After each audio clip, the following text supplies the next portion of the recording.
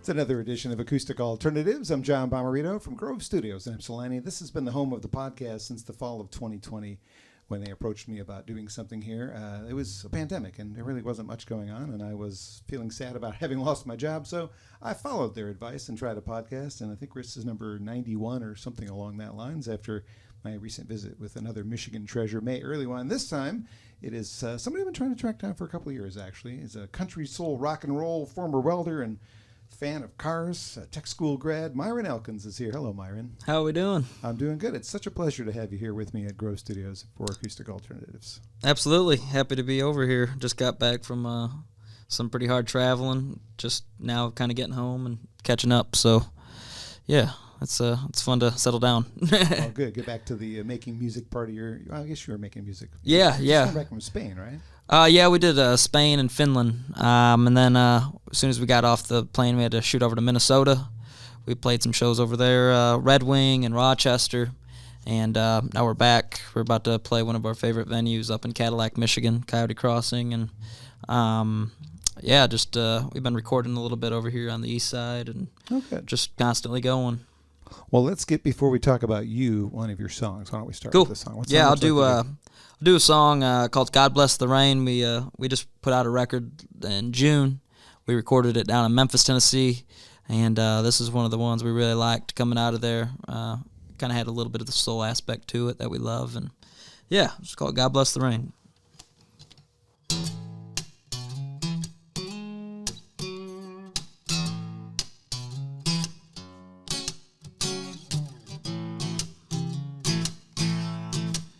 Well, I woke up this morning feeling 3 foot tall, my ear to rough, waiting on a call for somebody or something to help me out of this star of emotion. When the coffee hit my tongue, well, it didn't help me grow. Felt 2 inches shorter, just looking out my windows. I saw the sun hide and the rain come down. But it ain't no good to curse what you got, boy. Ain't how you're raised. Are you thankful or not? God bless the TV for not leaving me lonely, and God bless the walls for keeping me warm. God bless the doors and knobs, all the windows and the locks, and God bless the phone, oh, the phone for not leaving me alone. God bless my pictures, and God bless the frames. So God bless the wind, and God bless the rain. Oh, God bless the rain, and God bless the rain. With the hope lost and a memory found, oh, mama saying, come on, boy, now don't you frown, for today and tomorrow holds what you don't know now. And then I slip away to a childhood mind where I tell you it's happiness I find of my beginnings and my family. This seems so far gone now, and it ain't no good cursing what you got, boy. Ain't how you're raised. Are you thankful or not? God bless the TV for not leaving me lonely, and God bless the walls for keeping me warm. God bless the doors and knobs, all the windows and the locks, and God bless the phone for not leaving me alone. God bless my pictures, and God bless the frames. Oh, God bless the wind, and God bless the rain. Oh, God bless the rain. God bless the rain. Oh, God bless the rain. Oh, God bless the rain. Oh.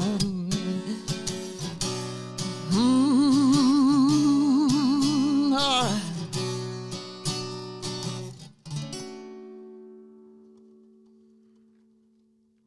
It's a standout cut from Myron Elkins' new record, which is called Nostalgia for Sale, the track God Bless the Rain on Acoustic Alternatives. The new album, the second full-length record to follow the first one, which I actually have a physical copy of. Yeah, there you go. The second one doesn't appear to be on CD. It's vinyl only, Yep. digital only, is that correct? Yeah. So I got picked up real early. You know, I was 19 when I ended up signing a deal, and last June we were let go and not really given much to work with, including I still don't have anything with my website or any access to that. I mean, and most things, honestly. So I was kind of just left by myself to pick up the pieces and just try to keep it going. And my cousin Ricky, he's on that first record, and he's really been a rock for me. We packed up and went over to Memphis. It was a lot cheaper than Nashville at the time. I bet. And we cut that thing, man. I went broke probably about 8 times making it, just trying to pay bills in Nashville and record in Memphis, and still kind of keep some kind of touring going. But yeah, we got it done, and by the time we were ready to release it, I couldn't get nobody to touch it, nobody to look at it as far as the label goes, or Really? any kind of any kind of industry. So we ended up putting it out and just using it, just using like a DistroKid, distributor. And we put it out, and I'm just starting to kind of financially recover from a lot of the touring and the recording process of it. So we're hoping to have some physical copies out soon. But yeah, it was a whole whirlwind of things for the last probably year and a half of just like we were talking about before we started the paying the dues thing. So I feel like I'm catching up. Yeah, well, I mean, this comes from the heart, and I don't say things like this if I don't mean them. The first record's second record technically, but the debut major label album is a good album. Yeah. But I actually find the new album to be much better. Oh, thank you. Significantly better. Yeah, it's we kind of had a master class of how to record a record with Dave Cobb. We were a big fan of his, and we also spent a good 3.5 years on the road listening to more influences. Coming into that record, there it was a lot of I guess more shallow roots music, so like Leonard Skinner. That's not very hard to get to, but we're big fans of them, and CCR, and man, a lot of, I guess, whiter blues, and soul. And on the road, we fell in love with a lot of New Orleans stuff and a lot of more soul stuff. One of the guys being Alan Toussaint, who we're a huge fan of. Sure. And when we got in that studio, man, we were ready to kind of cut a singer-songwriter kind of soul album, kind of like a Van Morrison or something like that, I guess. This one, I feel like this has more radio-ready cuts than the first one did. I don't. Yeah, that's not meant to be an insult. No. Yeah, that's growth. We didn't really do that intentionally. The record was really weird because, like I said, after that 3.5 years and then being dropped from the major, everything at the same time was kind of crumbling down. And when we got in there, we only did the first 5, and we weren't sure what to do.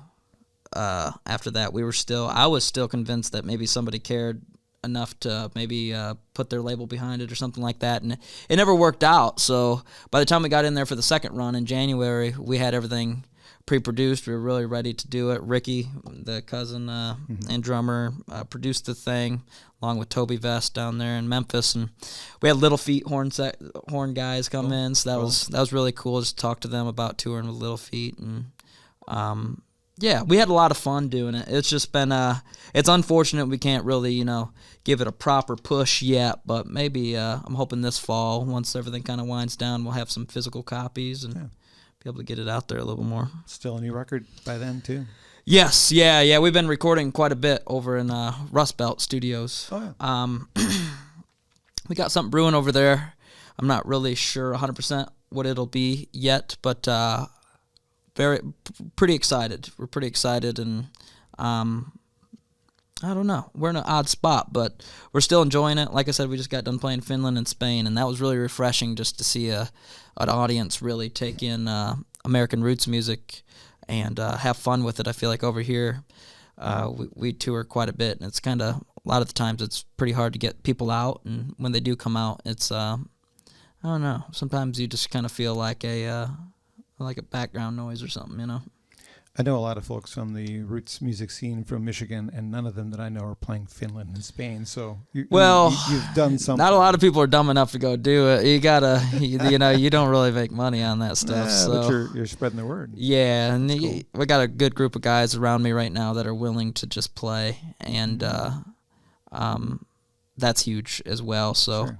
And those are some Flint boys and my cousin Ricky and Avery Whitaker, who's been with me since day one. So Okay. it's been fun though. We're really growing, and that first record we released it. They called us Heartland Rock. That was the bio said Heartland Rock Rides Again, and I had to look that thing up, and I read that and I was like, oh, you know what? That might be perfect for us because we're such a eclectic group of musicians. We really love blues and soul and country and of course rock and roll. So when I listen to records from like Tom Petty and Bob Seger and the people that are affiliated with that, it feels right at home. So Sure, absolutely. yeah, we're just finding ourselves a little bit and playing as much as we can, doing that thing. I noticed perhaps unintentional, but perhaps intentional nod to 38, especially when you say "hold on loosely." Yeah, I did. It was. I guess it's always going to be kind of intentional. Like as soon as I wrote that down, I'm like, well, man, Somebody will that is say 38. We're not the biggest. Like, we actually opened up for them. They had great once. songs. Yeah, but great. I just played a best of it on my CD player. there you go. Yeah. Songs in there. Yeah, we're more of, like I said, we're huge Skinner fanatics and. Southern rock. The Allman Brothers, the Southern rock stuff. We're big fans of it. But that's just such a good line. You got to use it over and over again, You don't want to put that to waste. I love it. Well, we jumped ahead to talking about the new record. I was going to ask, and I know you're not one who loves to talk about themselves, but we are here to talk a little bit about you as well. Let's go back to a younger you. If I'd met you at like 10 years old, what would you be like? What were you doing? Well, that kind of brings us to why we did this record in Memphis. I was a huge Memphis music fan. Not intentionally. It was just all the Sun Studio guys. Roy Orbison, Elvis Presley, Johnny Cash, and then later on with Stax and Royal Studios, Al Green, Otis Redding, and the soul stuff. But at 10, I was 100% Johnny Cash, Elvis Presley. That's really cool. It was That's not where I was. yeah, well, I think I was listening. You don't want to listen to what your mom and dad are listening to. So I went with Grandpa, and he was a big fan of that stuff. So at 10, it was all about Memphis, and I think right around 10 or 11, for a vacation, we went to Memphis and got to tour the whole thing. And that's when I really discovered like the soul stuff down there because I was just so aware of the Elvis Presley and the Johnny Cash story, and then I saw B.B. King and Otis and all these other huge legends that kind of walked in Memphis. And it was nice to get back there and actually be able to record, because I've just been fascinated about it my entire life of how special that place is for music. And where it's at right now is, really odd. It's really odd just to go down there and just everything's really dissipated and just kind of a little bit ran down. But I feel like that up here a lot too, especially being from Kalamazoo where a lot of people have abandoned that, including Gibson Guitars and, Checker Car Cab Company. And so I felt right at home, really. It was nice. I finally made my pilgrimage there because I think everybody who's a music fan needs to go there at least once. Yeah. About 3-4 years ago. And I got to see the studios. Yeah. Being a huge music fan was just so neat to be in the Oh, room man. with all that stuff. Yeah, around you. Memphis, Tennessee is so huge for roots music, and especially blues and rock and roll, man. That's, oh, man. Yeah, I still, every time I go there, no matter what's going on, I just get a feeling of like, this is it. This is where it happened, As far as I'm concerned it holds more significance than New York City or a place like that for me, or L.A. I just love it. It's so raw. It was so raw, you know. Sure. Well, similarly, because I listened to and watched a few interviews that you've done, my first record that I bought was actually a Paul McCartney and Wings single, yeah. but the first album that I owned, other than a K-Tel Dumb Ditties, which was a comedy record, was buying my mom's Meet the Beatles record, which I believe is a record you listen to a ton. I Want to Hold Your Hand. And yes, yeah. That was like my first, too, which is crazy. I heard you say that. I'm like, that was like the Beatles were really where I started building blocks for music. That was... I got the hand-me-down records that my cousin didn't want, and that was the Meet the Beatles, and put it on. That was huge. I had a weird picking from that. I had Cinderella, Nobody's Fool, Meet the Beatles, Heart, and I think a Kiss Destroyer record or something like that. But yeah, I got into weird stuff as a kid, and that Memphis thing was huge. Another big one was Jackson 5. I loved the Jackson 5 for some reason. Not even Michael Jackson, just it's good pop music. The Jackson 5, yeah. Good soul pop music for sure. Yeah, it's good Michigan music too. Yes. Well, okay, let's jump ahead a little bit. Like I just told you what I was like when I was 15. I was thinking about going to radio. Did you at some point come to this in your head, what you're doing now, or was this never really a consideration until later? No, it wasn't. It wasn't anything at all. I was going through school. I was I wasn't very popular, and I loved music, and I played at home, but wouldn't really bring it anywhere else. I was so nervous all the time. I still get super nervous. Do you but feel okay today? Yeah, I'm actually not bad today, which is good. I'm glad. But I got so nervous and worked up about every little thing back then that I could never even find time to enjoy performing in front of people or anything to that kind of extent. But it was always there. I got into sports quite a bit around 15. You know, What'd you play? Football, basketball. Okay. And then once that dissipated, you know, I kept picking up the guitar over and over again, and I started writing around 15, and writing, like, I feel like songs that people were kind of surprised about, and I kind of became attached to that, where I'd show this song to somebody and they'd really like it, so I'd go back to the drawing board and be like, well, let's see what this is about. So my 40th class reunion is this year, and I don't think anybody, if I actually went to it, would be surprised the path that I took. Do you think people would be surprised where you landed? Yeah, I think so. I was kind of a class clown around 15 too. It was really awkward time. I think still people are like, I never knew you really sang or anything like that. And I'd play a little bit in shop class and stuff when I should have been working, but other than that, it's just, I wouldn't think so. Who knew? I didn't even know what I wanted to do back then, and I think it's constantly, you're just kind of evolving and trying to figure it out through those years. So it took me a really long time to actually decide that what I'm supposed to be doing is what I'm now doing, but it was a long road to get there. So yeah. Some people don't figure it out. Music's a weird one, too. Like I was saying, it dwindles between, or it kind of goes back and forth between hobby and your entire life. So well, had you been making music in the late 70s, early 80s, when being on a record label, it was probably more than a one label deal. Yes, and yep. They actually invested in A&R and tried to develop you. You would have had probably 5 records chance before they would say, nope, not working. So what's different about today's day is very different, that, you know, it's a level playing field. Anybody in their living room or bedroom can make a record and put it out, and it may not be the same quality as produced by Dave Cobb, but it still has the same chance of being heard as this record did. So yes, it has nothing to do with your talent or whether you were good enough to survive. It's just that the playing field is so big now. Yeah. It's hard to stand out. Yeah, it's my experience with the label, and I don't want to cut them down or anything, because they made more people know who you are. Yes, yeah, 100%. But it was very sporadic and kind of just like you said, it wasn't really a development thing so much as maybe a viral moment, it felt like.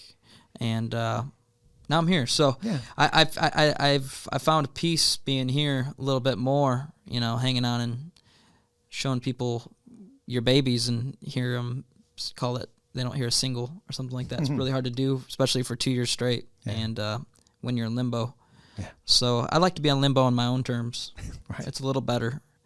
But yeah, that's why not why I'm doing it. Anyway, I really have fallen in love with the history music, and mostly, I don't want to sound like a hillbilly, which I might be in some aspects, but especially American music from New Orleans to Memphis to Detroit, Chicago, and Muscle Shoals, especially that kind of thing.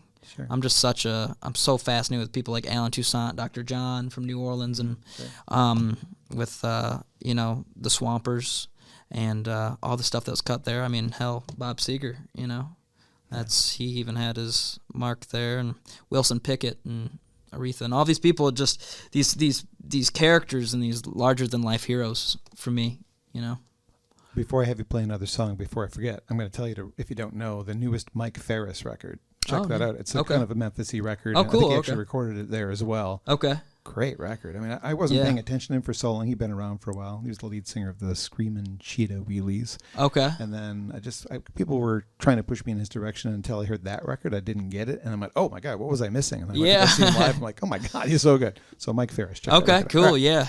All right. Tell me about the next song you're going to play. I'm going to do a song called Testimony. I wrote this, I guess, while I was in limbo. Aren't we always in limbo? Yeah. And I was trying to rip off Harry Nilsson, but I couldn't really quite get it, which has been a blessing for me. I'm always trying to rip off somebody and falling short, so every once in a while it kind of pays off. You're not going to get sued that way. Yeah. All righty, here's Testimony.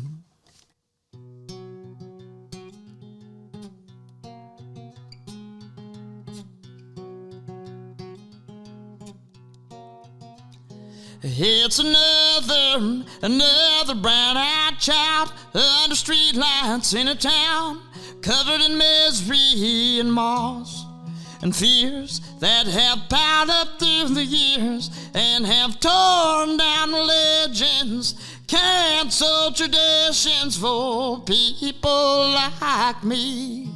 It's my testimony. Some call it country, some folk find it funny, but I don't. But I don't. Well, I'm sure from buildings in the sky, calling shots and cutting pies, your perspective may lie somewhere far beyond compare to simpleton nobodies waiting for someday as people like me. It's my testimony. Some call it country, some folk find it funny, but I don't. But I don't. For far too long, this lonesome song I'm singing has been ringing and not meaning a thing to them.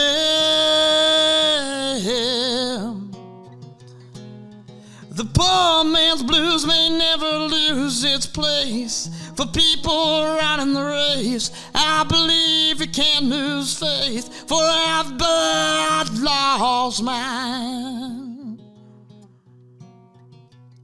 Lost mine. Now it's another brown-eyed child in a world oh so out, covered in concrete and shame and pain that was carefully laid by men with families raised up like their daddies. Yes, people like me. It's my testimony. Some call it country, some folk find it funny, but I don't. But I don't. But I don't.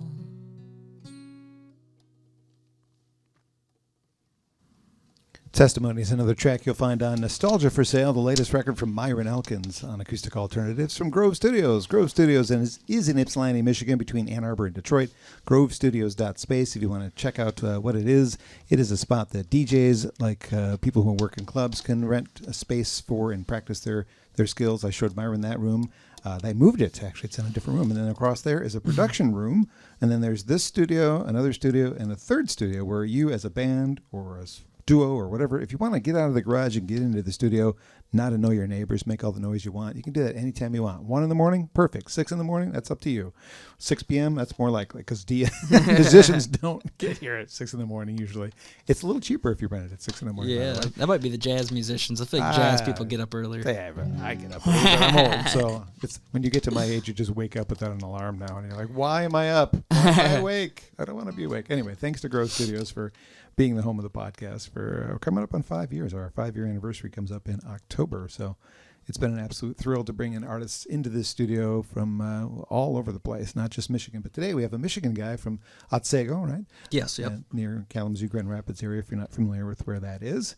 And we were just chatting a bit about his background. It's not too far from where Gibson Guitars, as you mentioned. Yeah. They started in 1894, and long before both of us were on the earth. Was that your first guitar? Did you get a Gibson first? No. I think my first guitar was a Hohner that was out in my grandma's shed. Ah, okay. And we used a comb, and we cut off all the brushels on it and used it as the bridge.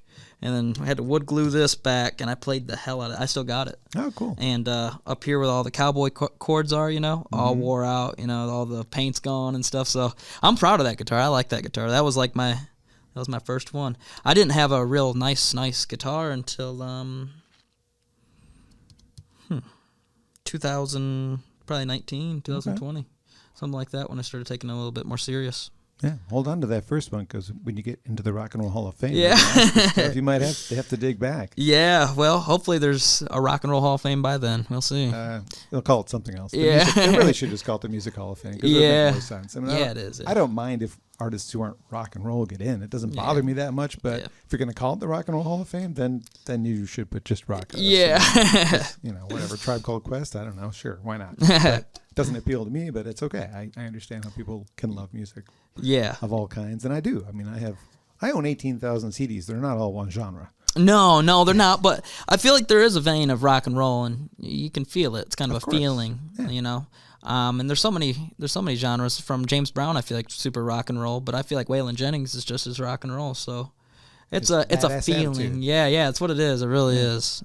Well, you're saying in testimony, it's not really country, and I agree. I mean, this is more Americana, or people have a hard time defining Americana. I don't know that I could tell somebody what Americana is either.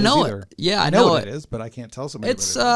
It's just every once in a while on your record, you got to kind of make sure everybody knows you still got your feet on the ground. And I think the best way to do that is, maybe use some actual instruments. A lot of times today it's a lot of keyboard synthesizer stuff or 808 drum sounds, and that's just that's not me. As it can be somebody else, but I don't know. I don't think James Brown would ever use something like that, so I wouldn't either. Well, you had a bit of an unusual start. A lot of the folks, again, that I've had through here have a similar path. They started playing piano at 3 or whatever, and they just kind of worked their way up and played the small rooms and da-da-da-da. You were a welder when you got discovered. Yes. And you were working a full-time job, and it's still, I suppose, a fallback career for you. It's still a skill you have. 100%. If this doesn't work out, you have something to do. It's a highly recommended path. I mean, I even the younger artists that I meet when they're like 20, 21 and they're doing well, like, but are you going to college, or do you have some, like, what if it doesn't work? What are you going to do? Because it's a really hard industry. Like, thinking about all the baseball players, football players who've tried to make it as professionals, it's just as bad in the music industry. There's so many people out there. Yeah. I literally, for the station I work for, we're moving soon. So I threw away like 10,000 CDs of people we never played. Wow. Like that, seriously, that many from the last 20 years. Yep. Names I've never heard of, and I've been in the industry for 40 years, and I have no idea who these people are. That's just, there's so much out there. Yeah. The fact that you're getting heard, the fact that, you've had great opportunities. I love Kaleo. I saw that you opened for them. Yeah, they're good guys. Opening for Willie Nelson and John Fogerty and Marcus King. And like, these are opportunities that a lot of folks I know would love to do. Yeah. And they've already happened to you in your young career. Congratulations on that. Thank you. Yeah, That's I think I always feel like kind of the Forrest Gump of music. I'm always kind of right place, right time. It felt like, especially there in the beginning. Nothing wrong with that. But I think one thing that really benefited me, college was never an option, and where I come from is a little bit more rural, I guess, than most places in America. It's middle America. It's really just cornfields and stuff like that. And I fell into the welding thing just because realistically, especially where I'm from, it's not a thing to be a musician. But I always really loved songs. I just loved a song. I didn't really even like playing the guitar. I never listened to like a guitar solo and was like, it's my favorite part. It was always just the song. And I just see like little movies in my head every time I'd hear a good one. And that's what I think I gravitated toward country music so much at first, especially like Johnny Cash, because he was he was a storyteller 100%. And then I started turning on the oldie station. I'd hear stuff like "Tie a Yellow Ribbon," like do you like that kind of thing? And I'd see the whole thing play out in my head, and I just loved songs. I loved the story. I loved the anticipation, and then you got to bring a little bit of tension in there here and there, and I just loved that so much. And when I started making a band, or when I started playing in a band, it was still not even about being loud and triumphant yet, and it was always just about a song. And I think I got really lucky, and somebody noticed that, and somebody turned out to be Dave Cobb, and no big deal. Yeah, and that opened many doors for me. Just about probably every one I've ever had, to be honest with you. And thanks, Dave, if you're listening. Yeah, thanks, Dave. I think that's why my path's a little different. It's just I think a lot of musicians are very skilled at their instrument. I've never claimed to be that, and I still kind of struggle with the instrument part. It's just always been about a song, and I feel like a lot of people can get wrapped up into the more musical side, which is great. That's how we get people like the Allman Brothers and, Funkadelic and that kind of stuff. But for me, it's always been a song, and it still is today, but I am getting a little bit more curious, a little bit more curious about what does a trumpet solo sound like, as you can tell in this last record. Yeah. No, I enjoyed that. Yeah. I enjoyed that part of it, that you put horns in there and stuff. Yeah, it's but still, it was always a song. Still is a song, and I love songwriters. We just came back from Minnesota, and I've never been on Highway 61. The Dylan thing, and we were coming down there, and I was listening to the Basement Tapes, Dylan, and Nashville Skyline, and it's just, man. You need to get Robert Johnson in there, too. Though, Yeah. They want to go really far back. Yeah. But, so it's always been about a song. It's still about a song, and I feel like it's very fun for me, which is weird, because I've never been like what do they call it, intellectual? Mm-hmm. I'm not good at math. I didn't read books. But something about a song just always got me, and still does. So it's kind of like, at this point, a really bad habit or something. I wake up, and it's like a puzzle, putting a puzzle together. You're like, I could write something like this. And that's where I found the love for like people like Paul McCartney, Bob Dylan, some of my favorite writers like Alan Toussaint, I feel like was so good at adding textures musically into storytelling and songwriting. That first Dr. John record, the Gree Gree, you feel like you're in New Orleans, and it paints a real picture in my head, which is really fun for me. And then obviously you got the Appalachian stuff where all the fiddles and stuff, and you kind of go there. My hardest part, I feel like, as being a musician, and especially being from where I'm from, is finding pride or finding a brand.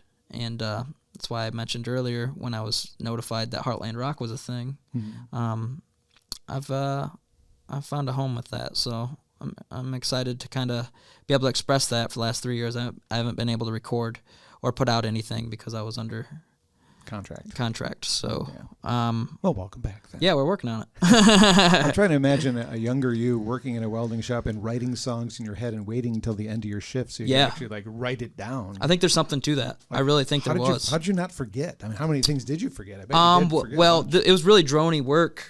It was assembly line. Yeah. So but you still need to take time to like write. Yeah, and I wouldn't write it down per se. Lunch breaks, I would write down the title. That first record was really written a lot in the factory, and hence the name. I remember writing Machine. I remember writing PTSD was one that was written there. That's not on that record, but the first one. A lot of them, Old Trauma. You just got time to think and sit there and think to yourself. And how do you not forget them? I mean, sounds like you're working 12-hour shifts. Yeah, well, I think that's where I love these guys, like these songwriters, like Ronnie Van Zant and like Johnny Cash or Hank Williams, the first one. The real one. Yeah. And when you come up with a good line, it's almost like you're serving them somehow. That's how I kind of always felt. So if I came up with a good line, I'd be like, man, I bet they'd like that. So I got to remember that. That's cool. Nice. And during that time, I was listening to a lot of Mississippi John Hurt. Okay. And Delta Blues, like Lightning Hopkins. And remember the one day I came in 4 a.m, and I'd start blaring that stuff right away. So it went straight to like a Mississippi John Hurt thing. And this lady came over I was working with. She goes, please, just for today, it's 4 a.m, let's just do no radio.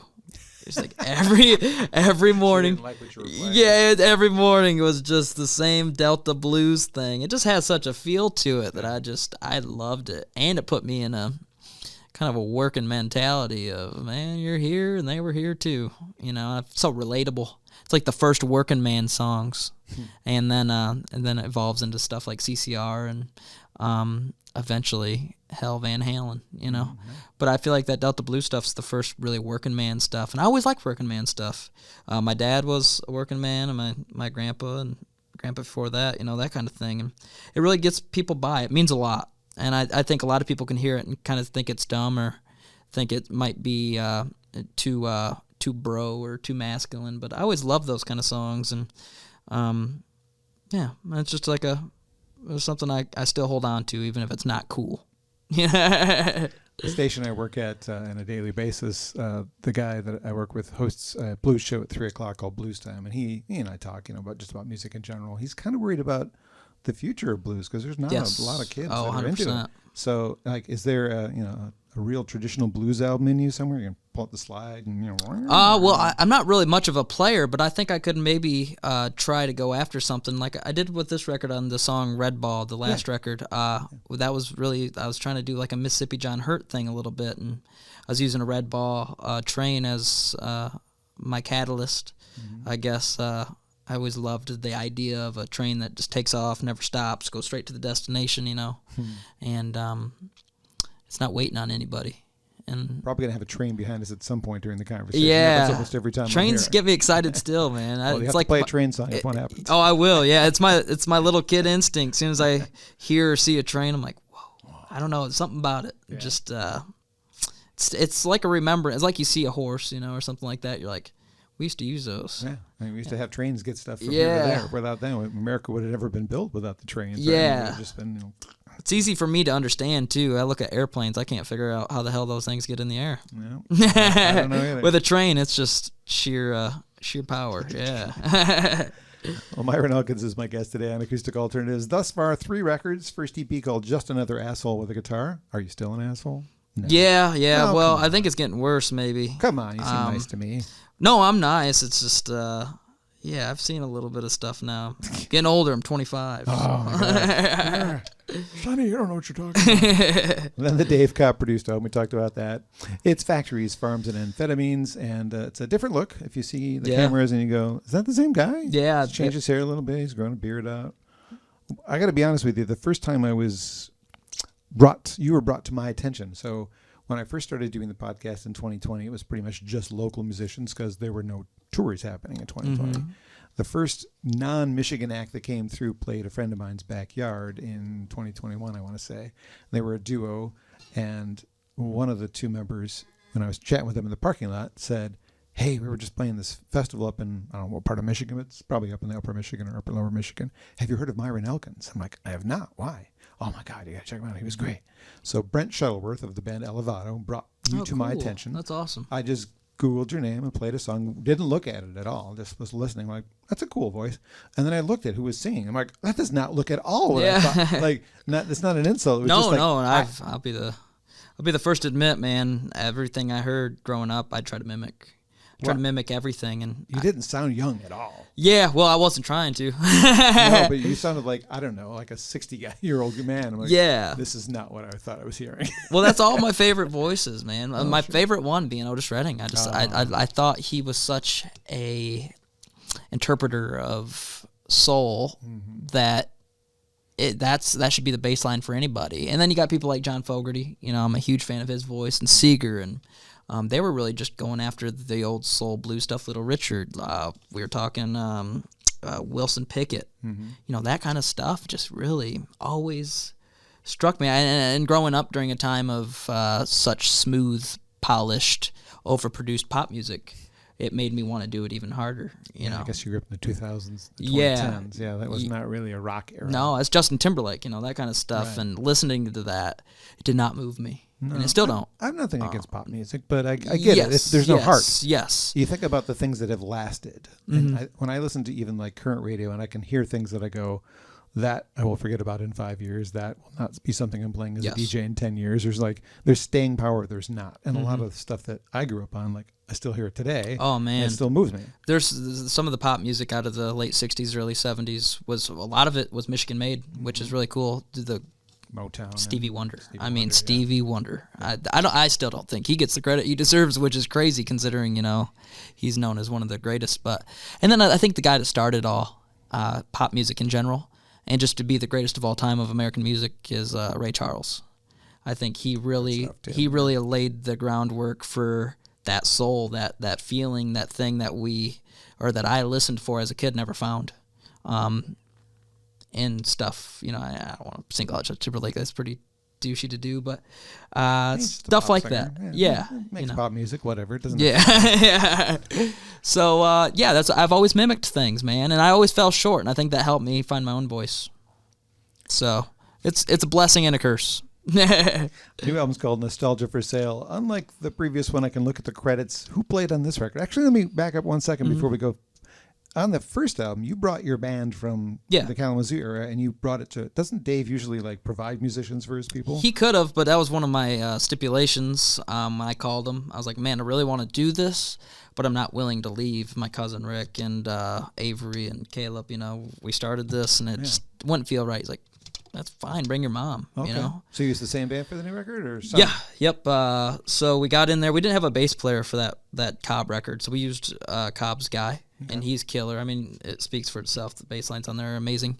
And then, this last record's Rick again, Caleb, Avery, Nate, who we were touring with for the last 3 years, and then the Flint guy, Billy Gunther. He's been in the band lately, and he played some guitar on it. And then the horns we outsourced. I didn't have a horn guy here, or horns guy here, or in Nashville. So Toby, who owned the studio, was familiar with these guys who were on the road with Little Feat and have been for a while, and they played with Greg Allman, so it was kind of hard to not talk to him about that. And then the guy that really made this last record is Rick Steff.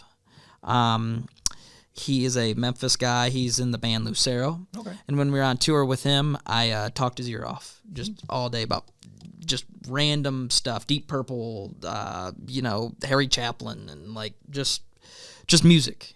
And he became kind of a mentor. I'd call him every once in a while, tell him what I was going through, and he always had the greatest thing. And he actually inspired me to go over to Memphis, come over here, this is the spot to do it. And he's all over that last Nostalgia for Sale record, and he's the keys guy, and he just made these songs just melt together. And I've never had that experience with a player, honestly.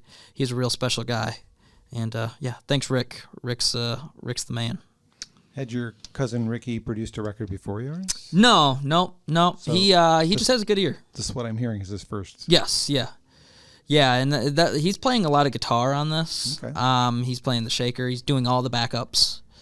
So every backup thing is all him. Drums, obviously, and he's an ace. He's like my kind of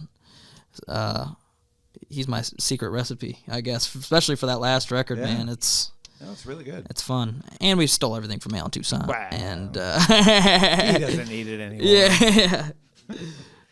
All right, so where was I going to go next? How about another song? Cool. Yeah, let's do that Mississippi John Hurt type thing. Sure. Red Bull.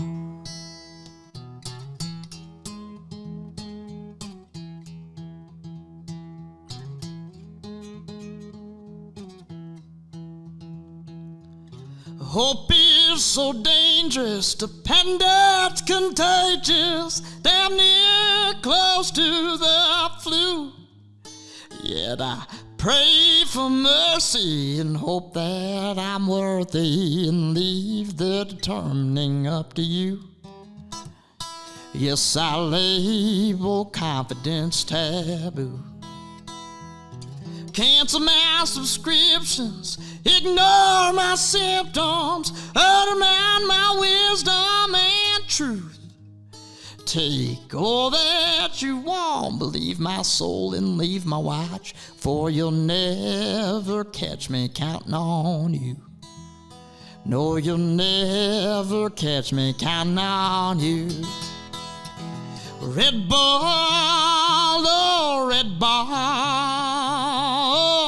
take me away from today, for tomorrow will not come. If you're waiting on someone like a red ball, you best be on your way. Oh, red ball, you take me away, take me away.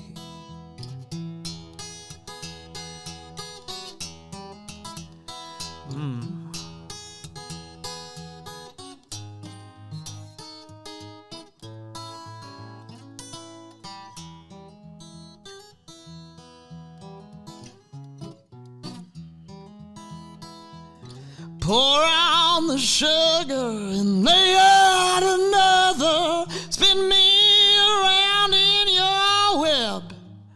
For I gladly take something, but there just ain't nothing that can't be done with a little sweat.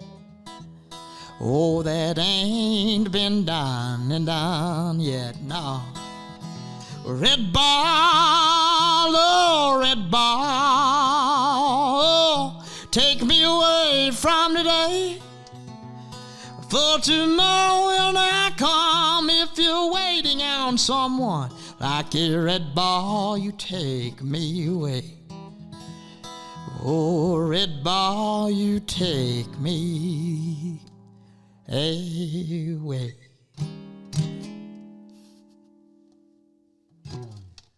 If you listen to the album in the order that it's intended to be listened to, that's the lead track on Nostalgia for Sale, the new Myron Elkins record, and you're hearing it on Acoustic Alternatives.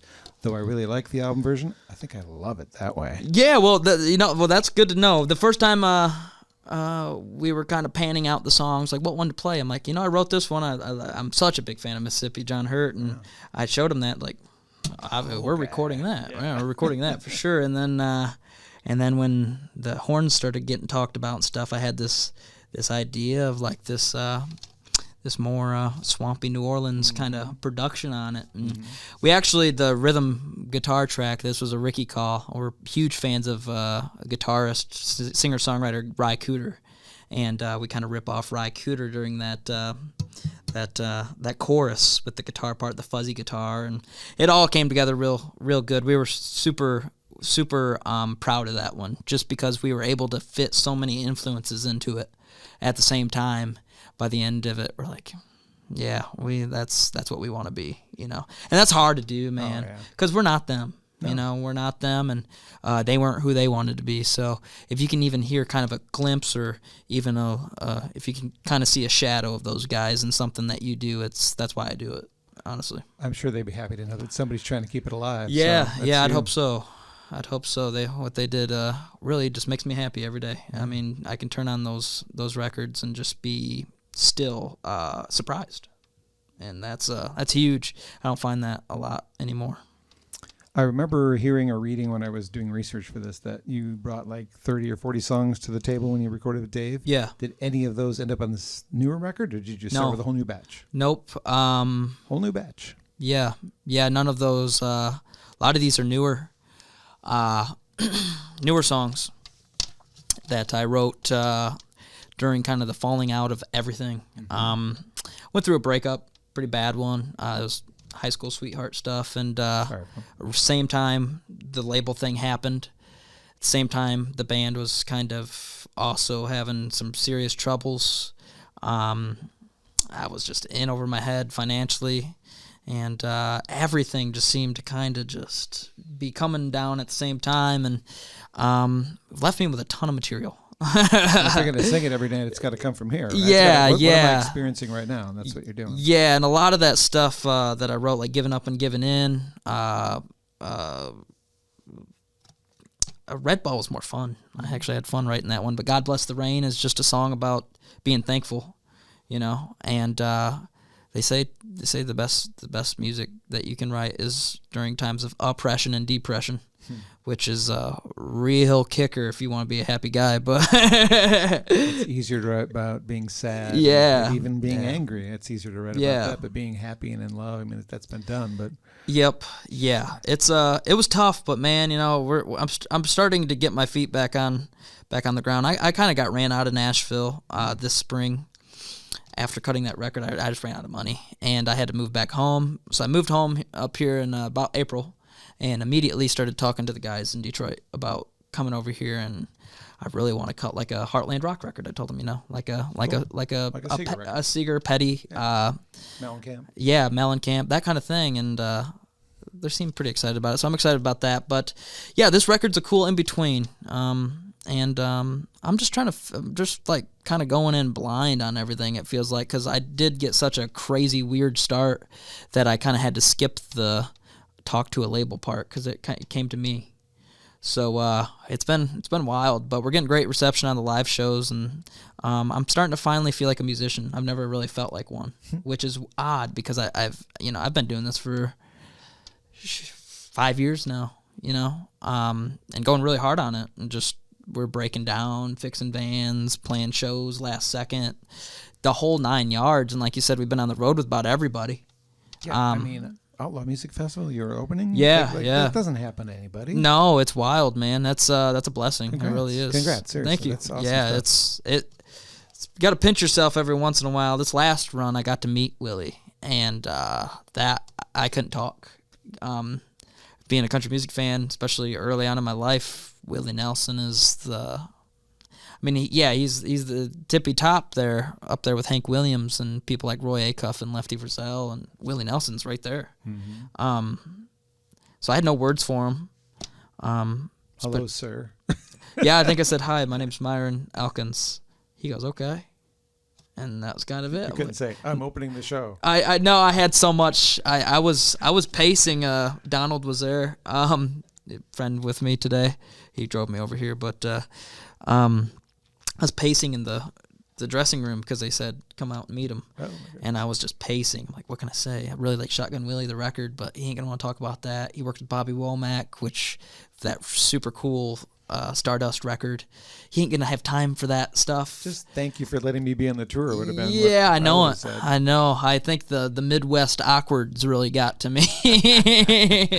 Well, hopefully we'll get a chance to meet him again. He's like not that much younger than my father, and I visited my father today, and my father could barely walk from the chair to the bathroom, let alone tour. So yeah, he's amazing. He's not one of us, no, he's not. Willie Nelson is huge. But, I don't know. And that's a guy who really struggled and got ran out of Nashville as well. So I feel like I'm in good company as far as being out of there. But it does feel like home. I was there very young. I moved there when I was 20. Yeah. And up here feels a little different now, I didn't even really have much of a scene down there for me. Just that's where I'd grocery shop. That's where I would hang out and play, and it's weird being back up here, but it's nice, and got my band. So it's a great scene up here anyway. Michigan has a rich scene. Yeah, we've been playing some good festivals. We got, like I said, Coyote Crossing this weekend, which is just one of my favorite spots. Just feel comfortable.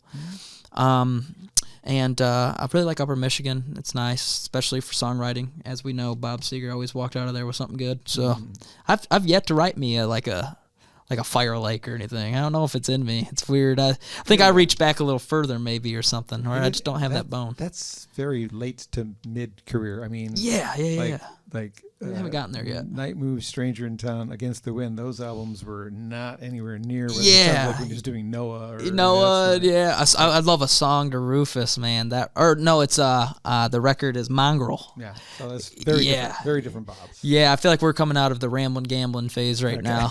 We're back in '72 right now. That's the feeling. Well, when you're writing for a record or just writing in general, how do you know when you've written a keeper? Like, do you bounce them off, or do you just feel it? Yeah. well, lately, as I said, it was all about song. A song ain't enough anymore, and you have to have the guitar part or the piano part to go with the song. If you don't have that, then the song is not going to be as catchy. And I think we learned that from Dave Cobb very quickly. You listen to those Stapleton records, and specifically Stapleton, they always have that really hooky guitar part. So you got to have both now. I feel like back in, when I was first starting, as long as I had a good song, it was good enough. Now we're looking for hooks. Like even hell, if we're talking about Bob Seger, he has some very hooky stuff like Till It Shines, that guitar part, or Main Street, or Turn the Page with the saxophone. So we're hook, right? Yeah, we're looking for both. We got to have a great song, and we have to have that hook. And that's been a game changer, especially as Ricky is looking into producing and just listening to records, and so am I. But we're really studying it, man. We work our tails off trying to figure out something that hooky and that catchy, and then the everything's got to line up perfectly. I feel like before that we were just kind of throwing stuff at walls. If we had a good song, that was enough. Now we're looking for a lot of things. So. You said you weren't a very good student, and I believe you when you say that. My God, you are smart about the music. You have a knowledge about music that people your age do not have. I'm just... that's what you love. That's what I like. I can tell. You love it. If I get into something, I can get into it. I was Student of the Year, perfect attendance 2 years in a row, which is not like High me. five across the room. For welding. Yeah, for welding. That's it. I would miss school in the beginning and then just show up at the tech center. Yeah, which I'm not proud of that. That's okay. Kind of a crappy way to be. But you're doing okay. I guess what you just need to make sure is that you know enough to not get taken advantage of as you go through your career. Because the business acumen you need to be a musician today isn't just knowing how to be an instrument player and a singer. Like, you need to be able to run a business, because being a musician is a business. Yeah, and I'm at the very, very bottom of that pole. It feels like right now I'm just starting to figure it out, and unfortunately, this thing called social media has been really in the way. Yeah. Kind of a necessary marketing tool at this point. Yeah, I've got to figure that out, and hopefully my selective learning doesn't hinder that. But I feel like it's all about a song. It's always been about a song, but especially today, man. If you can get one song, you can have a good career, and just constantly mining for that one. So, and in the meantime, just live and write about it, and hopefully one day that song will come, and we're gonna be ready. Like I said, the group of guys I got with me right now we're having a ton of fun, and we all genuinely love music. That's why you were saying not a lot of people go to Spain and Finland. That's because you're gonna lose doing that. But just for the love of the game, we'll do it. Sure. That's cool. Could build a reputation. Yeah, and the crowds there were killer. Awesome. It was very refreshing. Like I said, I've played. Especially this winter, man. I was sleeping on couches in Colorado for a while. We went out there to make some money and ran into some really good people, wrote some really good songs, but we were kind of hitchhiking. We were sleeping on couches, writing. We was with Billy, the guy who joined us in the studio and now is part of the band. But it's all for the love of the game, You sacrifice and you write. And all of it just to kind of prove myself to the greats before me. That's so big for me. Freddie King right now is my background on my phone, so anytime I pick up a guitar, it's like, well, what would Freddie do? That kind of thing. You're not like people that are 25 that I know. It's so nice to meet you, and refreshing to hear these stories from somebody like you. Yeah. You're an old soul, as they say. Do you find yourself more comfortable on stage these days? I know initially that was a weird thing for you. Yeah. You've been doing it long enough now. Are you still stage It depends. Right now, I'm in a really good role, but if I even take 2 weeks off and I come back, I'm right back to being very nervous and sort of awkward. If you get me on a roll of shows, I think probably like the 5th show, I'm finally like, okay, these songs, and you know what works, and you got to figure that out. It's a performer thing for me. I've got like a performer block, but if I can get past those first 5 shows and I got a real thing rolling, I can go out there and perform a lot better than. But I resort back to recluse, awkward, nervous Myron very fast, and that I struggle with that a lot, especially I don't know why, but a lot of the big shows always happen after a long break. So coming into it, I can practice all I want, but my mindset's going to be weird if I don't have shows. So that's something I really struggle with, is the performer aspect, and that's people that I love, like James Brown being, number one, or Michael Jackson. But even Bob had a very good performer thing, and so did I feel like Tom Petty here and there, and I struggle with it. But if you can get me on a roll and keep me going, I start to open up a little bit more. But yeah, it's I still get very nervous. I don't know that this will help you. I've never been a performer, but as a radio personality, I've done a lot of stage intros, so I've had to get on stage and stand in front of a microphone, in front of a crowd, and say things. And I find that when it's a big room full, I don't think about it. Yeah, it's like absolutely. nobody's listening anyway. I just kind of focus on saying what I'm going to say. When it's 30 people and they can all see me and they're all listening, that's like, if I screw up, every single one of these people is paying attention to me. So I don't know if that helps. No, that is big crowd. Just like it's one, whatever. They're not listening. I'm just going to say what I say and play what I play. It's such a weird human emotion, isn't it? You think 30 people, maybe 30 people were going to be watching you. Back in the day, you're about to hang. I was like, only about 30. If you got 1,000, you're probably the king. Maybe that's the way to look at it. Different subject. One of my favorite artists that Dave, who brought us to your attention, Dave Cobb produced, was Brandi Carlile. And her newest record is with Elton John, somebody that she grew up. That was her idol. Yeah. So I'm asking you, if you could do a record with somebody who's still living, that would be like that Brandi doing with her Elton John. Is there an artist you would love to do a record with like that? Just kind of write everything and record everything. Oh wow. It's a big question. Yeah, but you have so many people you love. Most of them are that's dead, big. Most of them are passed on. Yeah. It becomes a tougher question when you narrow it down to that. Absolutely. I think I'd have. I'm trying to think who's alive. I know. I think I can think of 4, and I can't really bring it down to that, but I would love to do one with Jeff Lynne. I think that'd be a lot of fun. Yeah, he's near the end of his career at this point. Yeah. Done touring. Fogerty.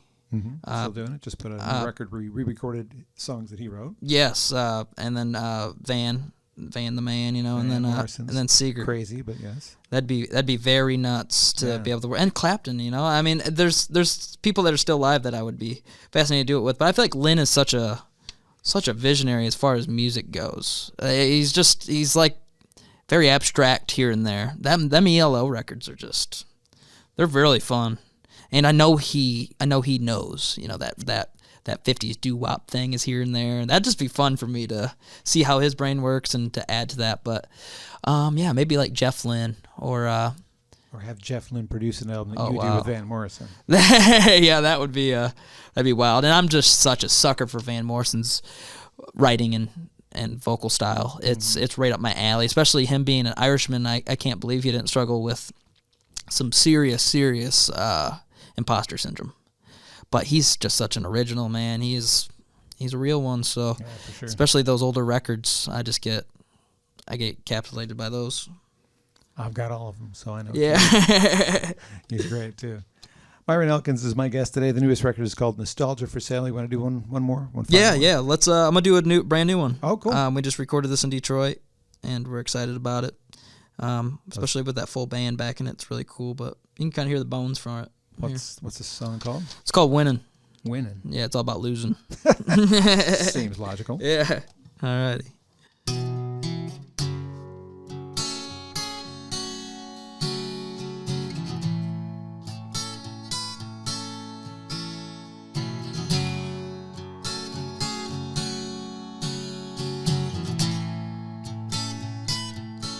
I lost my name and I lost my car. I've lost like I never lost before. Lost my mind and I lost my pride. I lost it somewhere down the line. But I'm winning. I'm winning tonight. I think I just might start living like I'm running out of time. Lost my dog, then I lost some weight. I lost it, but not the right way. Lost my girl, then I lost my thought. I lost my cool, then I got caught. Oh, but I'm winning tonight. I think I just might start living like I'm running out of time. Oh, when I say I will, I won't, and I've got it. You know I'm stalling, 'cause I've never poured no reason from my pockets, and that's a problem. And you know my entire life I've been showing up late and staying out all night, and I've learned to take life day by day.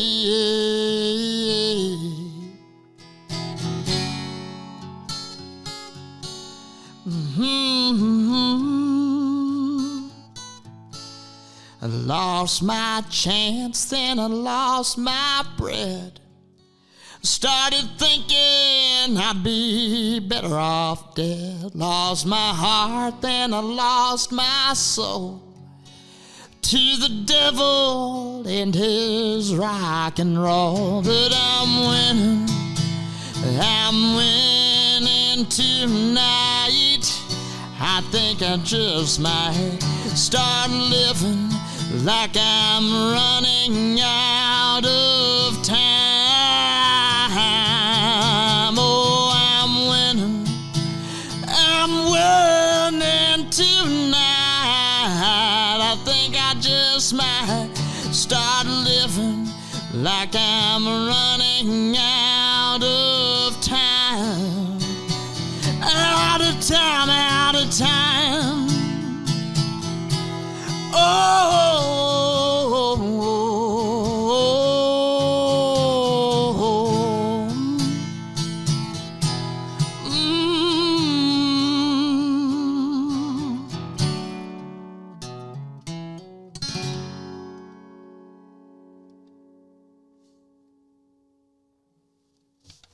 Nice. A preview of the forthcoming record from Myron Elkins on Acoustic Alternatives at Grove Studios. GroveStudios.space if you want to check out what the space looks like. If you want to rent it yourself and see where you can do a podcast, practice your band, or practice your DJ skills, GroveStudios.space.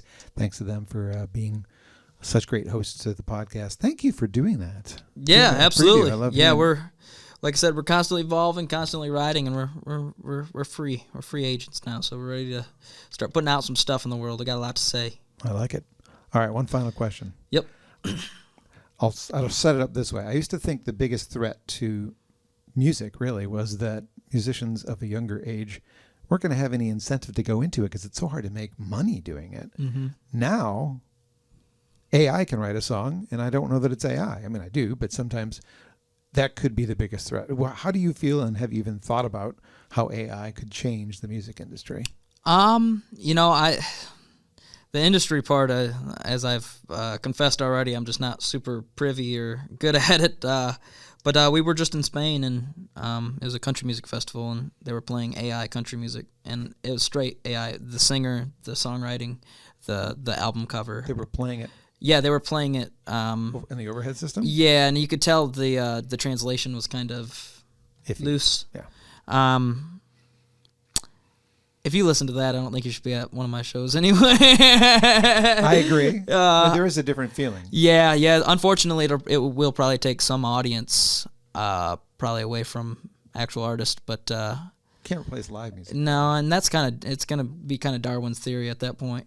If you're gonna sit there and listen to whatever that is, then I feel bad for you. Yeah. Well, have fun. Myron, thank you for sharing your insights, your stories, Absolutely. your songs with me. It's such a pleasure to meet you, and I really wish you the best of luck. Thank you. What an interesting way to get to where you are, and I just hope that I know you started off with this big thing, but you still have the same and growing talent, as I've noted between the two records. I think the new record's better, which means your Oh, thank songwriting's you. getting better, Thank which you. means you're going to just keep getting better. Yeah, well, that's the goal, man. You're always one step closer to a Ray Charles. So, Well, good luck on the road out there, and keep in touch. And again, thanks for playing that new song. absolutely, thank you. Thanks for listening to Acoustic Alternatives. There will be another one. There'll be another podcast. I don't have anything scheduled until October, but we'll try and squeeze something else in there. We've got a few irons in the fire. But thanks for checking it out. Subscribe if you haven't before. Check out some of the previous podcasts I've done with folks like Jeff Daniels and Glenn Phillips of Totally But Sprocket, Brian Van Ork of the Verve Pipe. They've all been in, and I'd love for you to check those out.